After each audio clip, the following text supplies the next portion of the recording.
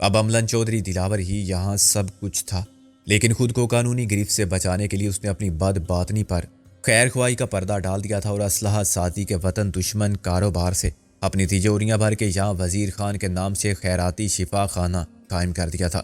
یہاں میں نہ جانے کتنی بار آیا تھا، بچپن سے اب تک ہر دور میں میرے آنے کا مقصد یا انداز بدلتا رہا، مگر راستہ بہرحال کبھی نہیں بدلا تھا۔ آج میں بھول کے آگے نکل گیا تو اس کی وجہ یہ تھی کہ فیکٹری کی جگہ ہاسپٹل کی 100 منزلہ عمارت بن جانے سے جگہ اور گرد و پیش کا سارا ماحول اجنبی سا ہو گیا تھا۔ کچھ تبدیلیاں ساتھ والی عمارت کے خد و خال میں بھی رونما ہو چکی تھیں۔ ہوزری کا کارخانہ پہلے صرف ایک ہال پر مشتمل تھا، اب اس کی جگہ نئی 2 منزلہ عمارت کھڑی ہوئی تھی۔ آگے واشنگ مشین گیزر بنانے والی فیکٹری نہیں تھی، وہاں پہلے خالی پلاٹ پر پانی بھرا نظر آتا تھا جس کو بھینسوں کا سوئمنگ پول کہا جاتا تھا۔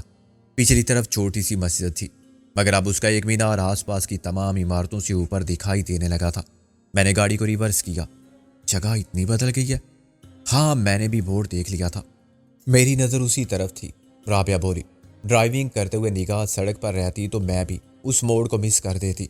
تقریباً 100 گز پیچھے جا کے میں نے بائیں طرف تنگ سی سڑک پر موڑ کاٹا جو پہلے سیدھی MWD کمپلیکس کے گیٹ تک جاتی تھی۔ اس پتلی سی سڑک کے دونوں جانب سیمنٹ کے جنگلوں میں جو پودے لگائے گئے تھے، اگر ان کی دیکھ بھال کی جاتی تو وہ بڑھ کر اتنے بڑے ضرور ہو جاتے کہ درخت لگتے، مگر جیسا کہ ہمارے ملک میں ہوتا ہے، شجرکاری کا ہر تجربہ ناکام ہو جاتا ہے۔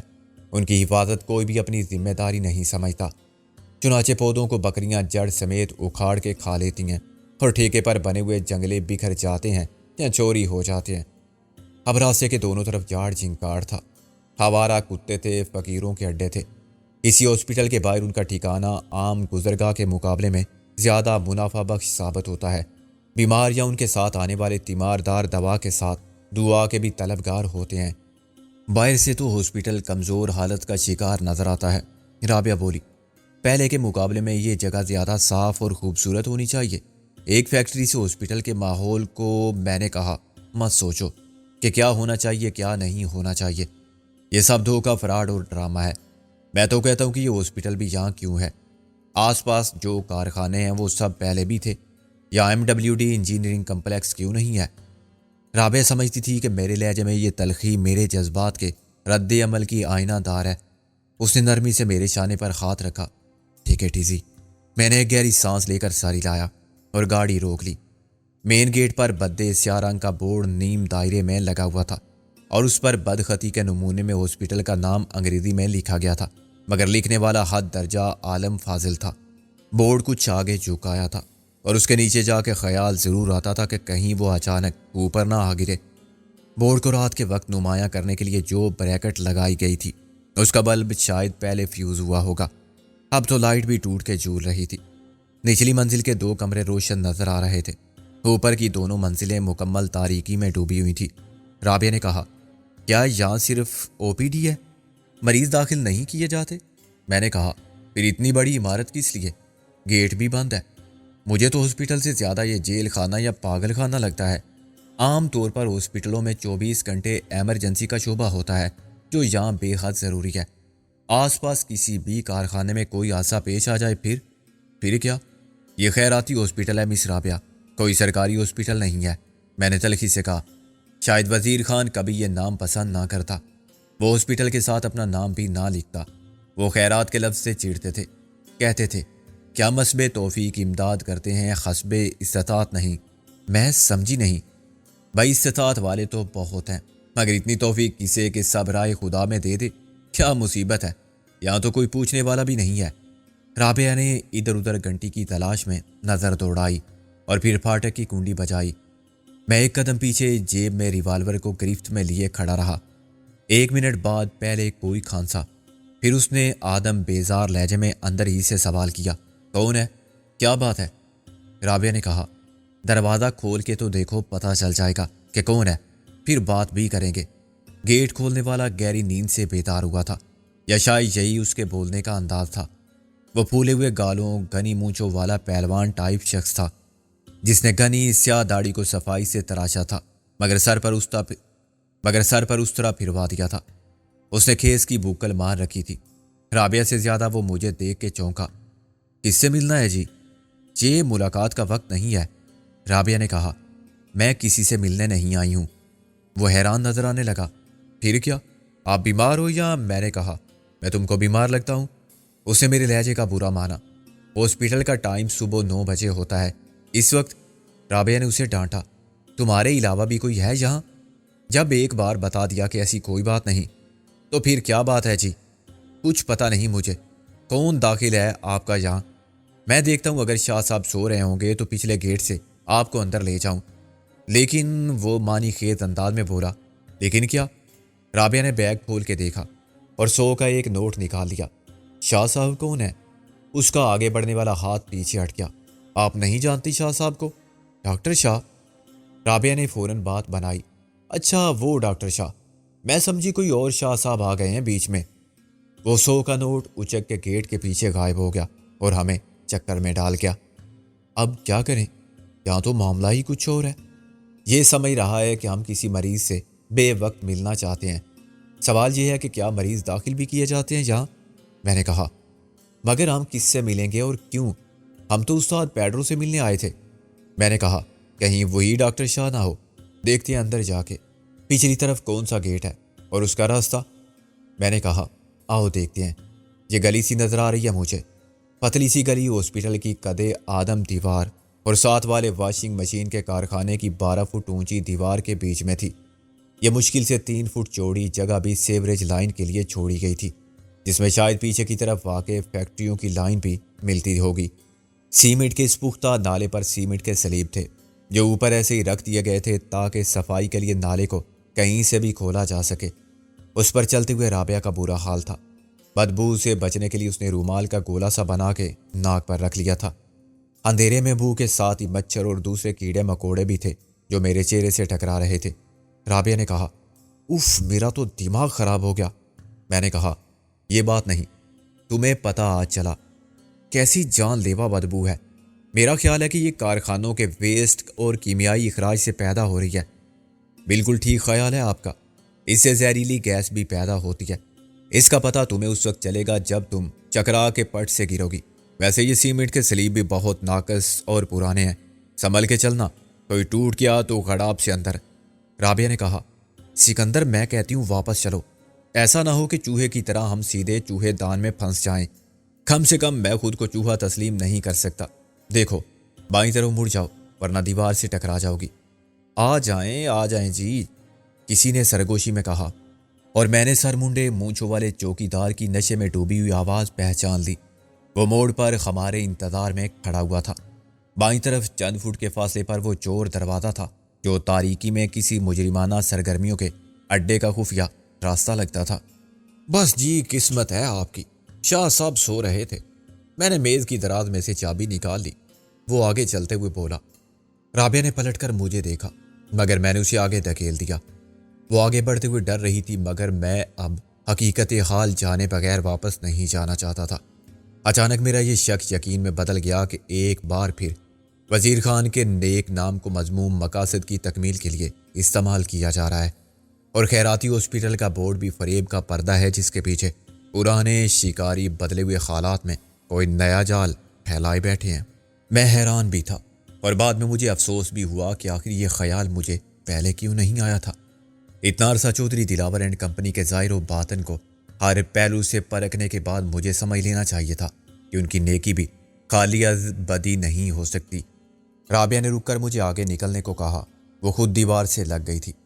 میں بچ کے نکلتا ہوا کھلے دروازے سے اندر چلا گیا۔ یہ کیا ہے؟ میں نے کہا اتنا اندھیرا کیوں ہے یہاں؟ تم کیا پہلی بار آئے ہو؟ میں نے کہا ہاں۔ تم کون ہو؟ میں سیکیورٹی کا آدمی ہوں، نذیر باولا، ناجی کہتے ہیں سب مجھے۔ تم سے پہلے بیگم صاحب کے ساتھ کون آتا تھا؟ وہ کنفیوز ہو گیا۔ دوسرا آدمی تھا۔ میں نے سوچے سمجھے بغیر کہا اچھا، آپ ادھر انتظار کریں، میں ابھی آتا ہوں اسے ساتھ لے کر۔ وہ اندر کے دروازے میں غائب ہو گیا۔ اب میری آنکھیں برائے نام اجالے میں دیکھنے لگی تھی۔ اندر کا دروازہ کھلا تو تھوڑی سی روشنی میں کمرے کے خد و خال واضح ہو گئے۔ یہ مشکل سے 8 فٹ چوڑا اور 10 فٹ لمبا کمرہ تھا جس میں ایک دیوار کے ساتھ لکڑی کی بینچ لگی ہوئی تھی۔ اس قسم کی بینچ ریلوے پلیٹ فارم کے علاوہ پارک وغیرہ ہی میں نظر آتی ہے۔ اس کے علاوہ ایک بدی سی کرسی تھی۔ کمرے کی دیواریں بھی خالی اور سپاٹ تھی اور ان کا میلا پن تاریکی میں بھی محسوس ہوتا تھا۔ کمرے کے اندر عجیب سی پراسیب گھٹن تھی اور کسی ہاسپٹل سے زیادہ یہ تھانے کی لاک اپ جیسا کمرہ لگتا تھا۔ رابعہ کو میں نے زبردستی بینچ پر بٹھایا، ورنہ وہ کمرے کے وسط میں بت بنی کھڑی ہوئی تھی۔ ٹینس ہونے کی ضرورت نہیں ہے۔ یہ کیا ہو رہا ہے سکندر؟ اس کی آواز میں کپ کپی تھی۔ ہم تو پیڈرو سے ملنے آئے تھے۔ پیڈرو آتا ہوگا۔ رابعہ نے نفی میں سر ہلایا۔ وہ باولا تو کسی اور کو بلانے گیا ہے۔ معلوم نہیں وہ کیا سمجھ رہا ہے ہمیں۔ یہ سب ڈرامہ ہے۔ پیڈرو شاگرد کس کا ہے؟ چودھری دلاور نے اسے سب سکھا دیا ہے۔ نہیں سکندر، معاملہ کچھ اور ہے۔ ذہنی طور پر اس سے خام خیالی کے احساس کو دباتے ہوئے میں نے یوں محسوس کیا جیسے میں اپنے آپ کو دھوکہ دے رہا ہوں۔ اور کیا معاملہ ہو سکتا ہے؟ اس ہاسپٹل میں نازور غالب ہوں گے کہیں۔ پیڈرو کہے گا کہ تم دلاور کو چھوڑ دو، ہم انہیں چھوڑ دیتے ہیں۔ یہاں مریض داخل کیے جاتے ہیں؟ میں نے بے نیازی سے شانے اچکا کے کہا، ممکن ہے۔ پھر یہاں اتنا سناٹا کیوں ہے؟ جہاں مریض داخل ہوں وہاں ڈاکٹر بھی ڈیوٹی پر ہوتے ہیں، نرسیں، ہاسپٹل کا عملہ۔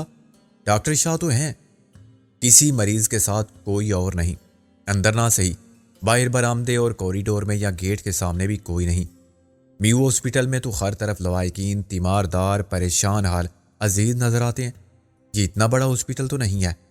پھر بھی ادھر بالکل اندھیرا ہے، وارڈ اوپر ہی ہوں گے۔ میں نے جھوٹ سے رابعہ کو بہلانے کا شغل جاری رکھا۔ مریض سو رہے ہوں گے، لائٹس صاف کر دی گئی ہوں گی۔ لائٹس بالکل کہاں بند ہوتی ہیں؟ اچھا بھائی، جو ہوگا معلوم ہو جائے گا۔ میں بھی تو آج پہلی بار ہی آیا ہوں۔ میں نے چیڑ کر کہا، میرا سر مت کھاؤ بلا وجہ۔ رابعہ چپ ہو گئی۔ مجھے اپنی درستی پر ندامت ہوئی۔ میں نے اس کے کندھے پر ہاتھ رکھا تو اس نے میرا ہاتھ پکڑ لیا۔ مجھے ڈر لگ رہا ہے۔ ہائیدل کرسی پڑھو اور ہاتھ ریوالور پر رکھو۔ میں نے اس کے کان میں سرگوشی کی اور اس کے گالوں پر تھپکی تھی۔ دروازے کے پیچھے ہٹ کے ساتھ چوں چوں کی آواز بھی سنائی تھی۔ میں چوکس ہو گیا۔ دروازہ کھلا اور ناجی ایک ویل چیئر کو دھکیل کر اندر لے آیا۔ اس پر ایک اجنبی بیٹھا ہوا تھا۔ اس نے ہاسپٹل کے کپڑے پہن رکھے تھے، گہری سرخ یا سیاہ داڑیوں والی ڈھیلی قمیص اور ایسا ہی پاجامہ۔ اس کے سر پر مشین پھیری گئی تھی، مگر اس بات کو کچھ عرصہ گزر چکا تھا۔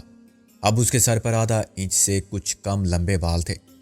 ناجی نے ایک سوئچ دبانے سے پہلے اندر والا دروازہ اچھی طرح بند کر دیا۔ کمرے میں 0 واٹ کے بلب کی بیمار اور اداس روشنی پھیل گئی۔ یہ بلب بھی خاصی بلندی پر چھت میں نصب تھا اور سرخ رنگ کا تھا۔ لو جی، 10 منٹ بات کرو آپ، میں باہر بیٹھتا ہوں، ناجی نے کہا۔ سگریٹ ہوگی آپ کے پاس؟ K2 پیتا ہوں میں۔ میں نے کہا نہیں، ختم ہو گئی ہے، یہاں کہیں ملتی ہوگی۔ اس نے قدرے تذبذب کے ساتھ کہا، باہر ملتی ہے، ساتھ والی فیکٹری میں کینٹین ہے رات کی شفٹ والوں کے لیے۔ پھر تو چائے بھی ہوگی وہاں، میں نے کہا۔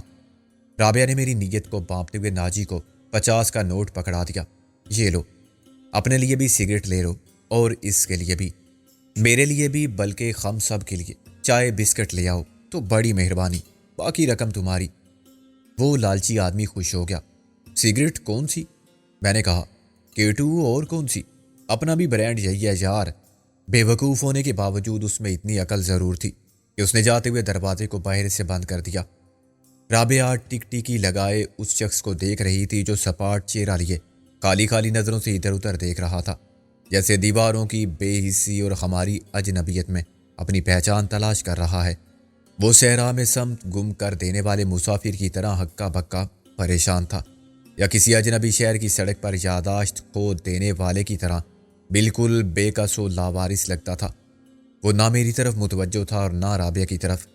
اس کے لیے ہمارا وجود بھی اتنا ہی بے معنی تھا جتنا اس کمرے کا یا کمرے میں رکھی ہوئی بینچ کا۔ میں نے اسے دوستانہ لہجے میں کہا، ہیلو۔ وہ مسکرانے لگا، ہیلو۔ میں نے کہا، استاد پیڈرو نے بھیجا ہے تمہیں، کہاں ہے وہ؟ رابعہ نے مجھے پر ملامت نظروں سے دیکھا۔ اس کی نظریں صاف کہتی تھی، اس دیوانے سے کیا پوچھتے ہو جسے شاید اپنا پتہ بھی معلوم نہیں؟ وہ تو میں ہوں، اس نے سوچ کے جواب دیا۔ کیا تم استاد پیڈرو؟ نہیں، بس استاد، وہ بولا۔ وہ کہتے تھے کہ بڑے استاد بنتے ہو تم، ہمارے ساتھ استادی کرتے ہو، ہم ایسا سبق دیں گے تمہیں کہ ساری استادی بھول جاؤ گے۔ یعنی تم استاد تھے؟ پڑھاتے تھے کہیں کسی کالج میں یا یونیورسٹی میں؟ میں نے کہا، ہاں، تم شاگرد ہو نا میرے، خبیث، تم ان سے ملے ہوئے تھے، تم ہی ساری باتیں ان تک پہنچاتے تھے، ورنہ وہ کیسے جان سکتے تھے؟ وہ کون؟ شش! اس نے ہونٹوں پر انگلی رکھ لی۔ آہستہ بولو، وہ سب سن رہے ہیں۔ میرے بیٹے۔ تمہارے بیٹے؟ کتنے بیٹے ہیں تمہارے؟ وہ مسکرانے لگا۔ ہے نہیں، تھے، سب مر گئے۔ نہیں، دنیا کے لیے میں مر گیا۔ ایک ہی بات ہوئی نا، پروفیسر غیاث الدین دوسری دنیا میں اکیلا گیا اور باقی سب وہیں رہے۔ تم کیسے آئی یہاں؟ میں نے بڑی مشکل سے کہا۔ ہم آپ سے ملنے آ گئے۔ صورتحال کچھ میری سمجھ میں آ رہی تھی۔ اگر مجھے وقت ملتا تو میں پروفیسر غیاث الدین سے سب پوچھ لیتا کہ آخر اس کے ناخلف بیٹوں نے اسے پاگل بنا کے یا پاگل کرنے والوں کے لیے ہاسپٹل میں اکیلا کیوں چھوڑ دیا تھا۔ لیکن مجھے ناجی کی واپسی کا بھی خیال تھا۔ رابعہ بہت خوف زدہ تھی۔ سکندر، اگر ناجی کو پتہ چل گیا، کیا مجھ کے کچھ نہیں، یا وہ ڈاکٹر شاہ آ گیا؟ میں نے کہا، پروفیسر صاحب چلیں، میں آپ کو اندر چھوڑ آؤں۔ اندر؟ اس نے دروازے کی طرف دیکھا۔ کیا اس وقت میں باہر ہوں؟ تم بھی تو اندر ہو۔ میرا مطلب ہے آپ کے بیڈ پر، آپ کے سونے کا وقت ہے۔ اس نے سر ہلایا اور ایک بازو پر سے آستین کھینچ کر اوپر کر لی۔ میں نے دیکھا کہ بازو پر ان گنت سرخ نشانات تھے جو اب سیاہ پڑ چکے تھے۔ اس بازو میں ان گنت انجیکشن لگائے گئے تھے۔ سونے کے نام پر اس کا رد عمل کسی معصوم بچے کی طرح تھا جو ایک معمول کا عادی ہو، یہ جانتا ہو کہ اس نے دانت صاف نہ کیے یا کپڑے نہ بدلے، ٹی وی بند نہ کیا یا ممی پاپا کو گڈ نائٹ نہ کہا تو وہ خفا ہوں گے۔ میں نے اس کی کرسی کو موڑ لیا۔ انجیکشن کون لگاتا ہے تمہیں؟ ڈاکٹر شاہ۔ اس سے نیند اچھی آتی ہے۔ اچھی نیند اچھی صحت کی ضامن ہوتی ہے۔ میں جب یہاں آیا تھا تو بیمار تھا، اب کتنا صحت مند ہوں، دیکھ لو۔ لیکن دیکھو، یہ بات انہیں مت بتانا، ڈاکٹر شاہ نے بھی منع کیا ہے۔ میں نے کہا، رابعہ دروازہ کھولو۔ رابعہ نے میرا بازو پکڑ لیا۔ سکندر پلیز، چلو ہم واپس چلیں، ورنہ کسی مصیبت میں پڑ جائیں گے۔ میں نے اپنا بازو چھڑا لیا۔ کسی مصیبت میں پڑنے سے پہلے میں ایک ایک کو شوٹ کر دوں گا۔ میں دیکھوں گا یہاں کیا ہو رہا ہے۔ تم پاگل ہو گئے ہو؟ ہاں، جو بھی پاگل خانے میں آتا ہے پاگل ہو جاتا ہے، لیکن ہر بات کی حد ہوتی ہے۔ تمہیں غالب اور نازو کی فکر نہیں؟ انہیں کچھ نہیں ہو سکتا۔ دروازہ کھولو، میں نے سختی سے کہا۔ رابعہ نے دروازہ کھول دیا۔ سامنے ایک کوریڈور سا تھا جس کے دونوں طرف کمروں کے بند دروازے تھے۔ آخری حصے میں آمنے سامنے کے 2 کمروں میں روشنی تھی جو ہم نے سڑک کی طرف سے بھی دیکھی تھی۔ میں نے ویل چیئر کو آہستہ آہستہ دھکیلا اور بے آواز قدموں سے چلنے لگا۔ پہلا کھلا دروازہ لفٹ کا تھا جس میں شاید پروفیسر کو نیچے لایا گیا تھا۔ میں کرسی سمیت اندر داخل ہو گیا۔ رابعہ نے اچانک کہا، ناجی باولا، اور اندر قدم رکھتے ہی بٹن دبا دیا۔ دروازہ بند ہوا اور لفٹ اوپر جانے لگی۔ یہ لفٹ اتنی لمبی تھی کہ اس میں مریض کو بیڈ یا اسٹریچر پر بھی اوپر نیچے منتقل کیا جا سکتا تھا۔ وہ آ گیا ناجی، رابعہ نے کہا۔ اس نے ہمیں دیکھ بھی لیا ہے۔ میں نے مجرمانہ فرار کا ارادہ بدل دیا اور لفٹ کو واپس نیچے لانے والا بٹن دبا دیا۔ گراؤنڈ کو چھوتے ہی لفٹ کا دروازہ کھل گیا اور میں نے ناجی کا بدحواس چہرہ اپنے مقابل پایا۔ یہ کیا ہے جی؟ اس نے خفیف سے کہا۔ آپ اندر کیوں جا رہے تھے؟ میں نے سکون سے کہا، مریض کو بیڈ پر پہنچانے کے لیے، ان کو نیند آ رہی تھی۔ رابعہ نے میری تائید کی۔ پروفیسر غیاث الدین سے پوچھ لو۔ ناجی کے ایک ہاتھ میں سگریٹ کے 2 پیکٹ تھے اور دوسرے میں چائے کی ٹرے جس میں نیلے انیمل والی پشاوری ٹائپ چائے کی کیتلی رکھی ہوئی تھی۔ آ جاؤ تم بھی اندر، میں نے کہا۔ نہیں، آپ باہر نکلو، آپ تو بڑے غلط آدمی ہو جی، میری نوکری کا بھی خیال نہیں، اوپر کوئی نہیں جا سکتا۔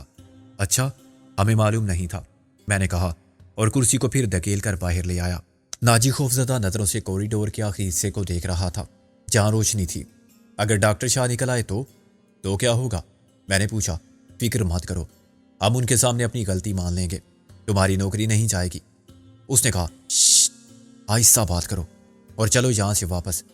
خفیہ ملاقات کے کمرے میں پہنچ کے دروازہ بند کرنے کے بعد ناجی کے چہرے پر سکون کے آثار نمودار ہوئے۔ شاہ جی بہت ظالم آدمی ہیں، آپ نہیں جانتے کیا ظلم کرتے ہیں، رابعہ بولی۔ اگر ان کو پتہ چل جائے کہ میں نے اس طرح آپ کو والد صاحب سے ملوایا تھا تو مجھے جیل ہو جائے گی، کم سے کم 15 دن کی۔ میں نے رابعہ کو والد کے لفظ پر چونکتے دیکھا۔ معلوم نہیں وہ ہم میں سے کسی پروفیسر غیاث الدین کا بیٹا یا بیٹی سمجھ رہا تھا۔ پروفیسر نے تو یہ بتا دیا تھا کہ اسے ذی ہوش اور زندہ انسانوں کی دنیا سے الگ کر کے اس جگہ پہنچانے کے ذمہ دار اس کے بیٹے تھے، جو شاید یہ مشہور کر چکے تھے کہ ان کا باپ مر گیا یا خود پروفیسر ایسا محسوس کرتا تھا کہ اس کی یہ زندگی مردوں سے بدتر ہے اور یہ جینا کوئی جینا نہیں؟ ان حالات میں اس کے کسی بیٹے کا رات کے وقت باپ سے ملنے کے لیے آنا مشکل لگتا تھا۔ ہاں، یہ ہو سکتا تھا کہ اس کی کوئی بیٹی چوری چھپے پروفیسر سے ملنے آتی ہو اور ناجی نے رابعہ کی صورت میں اس کی مشابہت دیکھ لی ہو، یا اسے غلط فہمی ہو گئی ہو کہ میں اس کا بیٹا ہوں۔ میں نے کہا، یہاں بھی جیل ہے؟ ہاں جی، بڑی سخت جیل ہے۔ ناجی نے چائے ایک کپ میں ڈالی اور مجھے پکڑا دی۔ کھانے کو کچھ نہیں ملتا اور مار بہت پڑتی ہے۔ مگر یہ تو ہاسپٹل ہے، رابعہ نے کہا۔ ہاسپٹل بھی ہے، ناجی نے اس سے اتفاق کیا اور آواز نکال کر چائے پینے لگا۔ میں نے کہا، پروفیسر صاحب سے بھی پوچھو، چائے پیو گے؟ پروفیسر نے سر ہلایا۔ سائمہ کے ہاتھ سے پیوں گا۔ اس نے رابعہ کی طرف دیکھ کے کہا، پاپے بھی کھاؤں گا۔ میں نے رابعہ کو اشارہ کیا۔ سائمہ، تم پاپے لائی تھی؟ رابعہ نے ندامت سے کہا، وہ تو میں بھول گئی تھی، اگلی بار ضرور لاؤں گی، ابھی آپ چائے پی لیں۔ پروفیسر کا خیال تھا کہ اس کی صحت یہاں آنے کے بعد بہت بہتر ہو گئی ہے۔ نشے کی حالت میں یا دواؤں کے زیر اثر یہ بات اس کے لاشعور میں بٹھا دی گئی تھی، ورنہ حقیقت اس کے برعکس تھی کہ وہ برسوں کا بیمار اور فاقہ زدہ نظر آتا تھا۔ اس کی آنکھیں حلقوں میں دنسی ہوئی تھی اور درد گال اتنے پیچک گئے تھے کہ رخساروں کی ہڈیاں ابری ہوئی لگتی تھی۔ اس کی عمر اگر 50 سال تھی تو وہ 60 کا نظر آتا تھا۔ جب رابعہ اسے چائے پلا رہی تھی تو اس نے اچانک رابعہ کا ہاتھ پکڑ لیا۔ سائمہ، مجھے اپنے گھر لے چلو۔ رابعہ نروس ہو گئی۔ اپنے گھر؟ ہاں، اپنے گھر۔ مجھے سٹور میں چھپا دینا، وہ رازدارانہ انداز میں بولا، یا باہر جو مرغیوں کا دڑبا ہے اس میں بند کر دینا تاکہ انہیں پتہ نہ چلے۔ میں نے کہا، ہم آپ کو گھر میں رکھیں گے، الگ بیڈ روم دیں گے۔ وہ کانپنے لگا۔ نہیں، وہاں تو وہ آ جائیں گے اور اکیلا پا کے، مگر میں اندر سے کنڈی لگا سکتا ہوں، دروازے کو لاک کر سکتا ہوں اور تم کھڑکیوں کو بند کرا سکتے ہو چنائی کر کے۔ میں سرانے پتھر رکھ کے سویا کروں گا، جیسے ہی وہ میرے قریب آئے میں یوں پتھر کھینچ کے سر میں ماروں گا۔ اس نے ایک دم رابعہ کے ہاتھ سے چائے کی پیالی لے کر ناجی پر کھینچ ماری۔ ناجی باولے کے گھٹے ہوئے سر پر پیالی لگی تو وہ تیش میں آ گیا۔ میں تمہاری شکایت کروں گا رانا صاحب سے۔ پروفیسر کا رنگ پیلا پڑ گیا۔ رانا صاحب سے نہیں، وہ ماریں گے مجھے کوڑے سے، مجھے بہت ڈر لگتا ہے ان سے۔ پھر بدتمیزی مت کرنا میرے ساتھ، ناجی نے کہا۔ اب چلو واپس۔ نہیں، میں سائمہ بیٹی کے ساتھ جاؤں گا، ڈاکٹر شاہ کی اجازت کے بغیر تم باہر نہیں جا سکتے۔ ناجی نے اسے ڈانٹا۔ چلو اب اپنے کمرے میں، ورنہ میں رانا صاحب کو بتا دوں گا، پھر وہ مجھے بجلی لگائیں گے۔ وہ سہم گیا۔ ہاں، کہنا نہیں مانو گے تو بجلی لگانی پڑے گی۔ میں کہنا مانوں گا، پروفیسر نے کہا۔ اچھا جی، آپ جائیں، بہت دیر ہو گئی۔ ناجی نے کہا، 10 بجے شاہ جی راؤنڈ کرتے ہیں۔ میں نے گھڑی دیکھی تو 9:45 ہو رہے تھے۔ ٹھیک ہے، ہم جا رہے ہیں۔ یہاں اور کتنے مریض ہیں؟ وہ ایک دم چوکنا ہو گیا۔ کیا آپ اخبار والے ہو؟ میں نے کہا نہیں، ایسے ہی پوچھ رہا تھا۔ بہت بڑا ہاسپٹل ہے اور تم اکیلے ہو، سب کو کیسے سنبھالتے ہو؟ اس نے کوئی جواب نہیں دیا اور ویل چیئر کو گھما کے دروازے کی طرف چل پڑا۔ پھر اسے خیال آیا کہ ہم ابھی تک وہیں کھڑے ہیں۔ اس نے پروفیسر کو چھوڑ کر ہماری طرف رخ کیا۔ تم جاتے کیوں نہیں؟ میں نے کہا، اگر ہم جانے سے انکار کر دیں تو کیا کرو گے تم؟ رابعہ نے سر ہلایا۔ ہاں، 100 روپے دیے تھے آخر ہم نے، اور تم نے 1 گھنٹہ بھی بات کرنے نہیں دی۔ 40 روپے اس کے علاوہ بھی رکھ لیے تم نے، پھر بھی دھمکی دیتے ہو اور ڈراتے ہو پروفیسر صاحب کو۔ وہ ڈر گیا۔ اچھا جی، میں کچھ نہیں کہوں گا کسی سے، یہ بھی نہیں کہ ہم یہاں کسی سے ملنے کے لیے آئے تھے، ہم کل رات پھر آئیں گے، لیکن ذرا دیر سے، 11 بجے۔ وہ انکار میں سر ہلانے لگا۔ 10 بجے سب سو جاتے ہیں اور ہر روز موقع نہیں ملتا۔ آج تو شاہ جی، آج کیا ہوا تھا شاہ جی کو؟ کچھ نہیں، آج زیادہ پی گئے ہیں وہ، اور اکیلے بھی نہیں ہیں، کوئی عورت ہے اندر۔ ناجی نے خود اگل دیا، بہت خوبصورت عورت ہے، وہی لائی تھی شراب کی بوتل بھی۔ اگر کل تم نے ہمارے لیے دروازہ نہ کھولا تو ہم آج کی ہر بات رانا صاحب کو بھی بتا دیں گے اور شاہ جی کو بھی۔ اس نے 100 اور 50 کا نوٹ نکالا۔ یہ لیں جی اپنے پیسے، مجھے معاف کریں، غلطی ہو گئی تھی مجھ سے۔ میں نے اس کی طرف دیکھے بغیر کہا، کل رات 11:30۔ چلو سائمہ۔ میں آگے بڑھا ہی تھا کہ پیچھے کا دروازہ کھلا۔ ایک عورت تیزی سے اندر آئی، ہمیں دیکھ کے رکی اور پھر باہر کے دروازے کی طرف بڑھی۔ وہ 28-30 سال کی بھرپور عورت تھی، میک اپ اور ہیئر سٹائل سے حسین بھی لگتی تھی، مگر اس کی اصل خوبصورتی اس کے پرشباب بدن کی تھی، جسے لباس نے زیادہ نظر نواز کر دیا تھا۔ وہ کچھ نروس اور پریشان نظر آ رہی تھی۔ اس نے بکھرے بالوں کو سمیٹ کر مجھے اور پھر رابعہ کو دیکھا، ایک نظر ناجی پر ڈالی اور دوسری پروفیسر پر۔ شاید اس کا خیال تھا کہ اس وقت کوئی بھی دیکھنے والا نہیں ہوگا اور وہ خاموشی سے نکل جائے گی۔ ایک ساتھ 4 افراد کی موجودگی اس کے لیے ایک غیر متوقع صدمہ بن گئی تھی۔ اس کے چہرے پر وہی تاثرات تھے جو گھر سے فرار کی کوشش کرتے ہوئے ماں باپ اور بھائی بہن کے ہاتھوں پکڑے جانے والی لڑکی کے ہو سکتے ہیں۔